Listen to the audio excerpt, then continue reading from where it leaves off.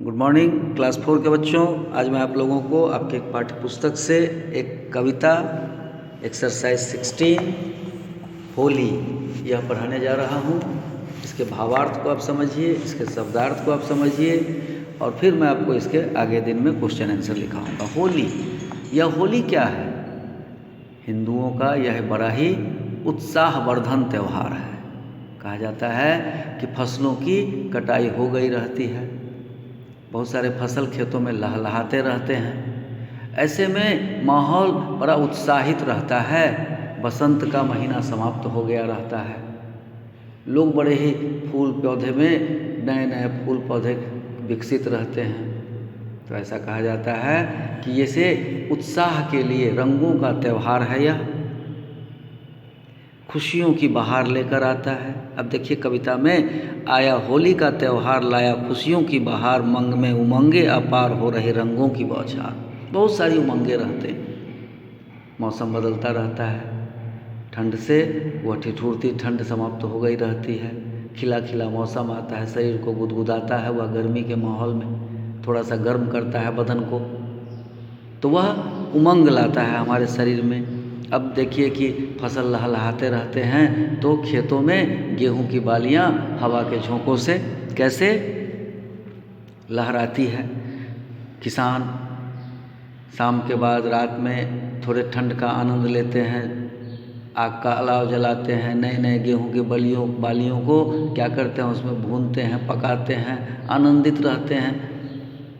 कुछ गीत गाते हैं, भून रही गेहूं की बाली बहकी है चाले, झूमे नाचे गीत गाले, आओ रंग आज जमा ले।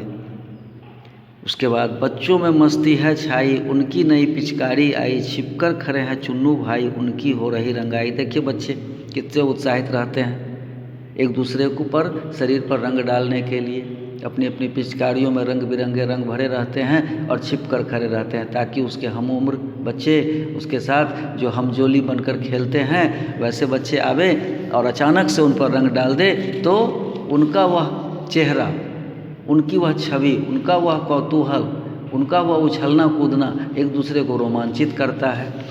इस तरह से फिर आइए, किसी का बुरा नहीं माने, प्यार के रंगों में रंग डाले, रूठे अपनों को मना ले, आओ मिलकर गुजिया खा ले। देखिए यह क्या है? भाईचारे का त्यौहार है। एक दूसरे के साथ प्रेम बांटने का त्यौहार है।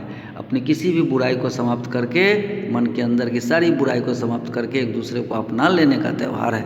रूठों को मना लें, दोस्त दुश्मन गले लगा ले, चेहरे पर गुलाल सजा ले, भेदभाव मन के बिटा ले, एकता के फूल खिला ले। देखिए यहाँ संपूर्ण मानव जाति को एक सूत्रों में पिरोने का यह एक बड़ा ही अच्छा त्यौहार है कि दोस्त दुश्मन गले लगा लें, मतलब अपनी सारी दुश्मनी को इस दिन मिटा दें और उसको दोस्त बनाकर गले लगा ले, चेहरे पर गुलाल सजा ले और एक तरह का टीका लगा दे उनको, गुलाल लगा दे उनको।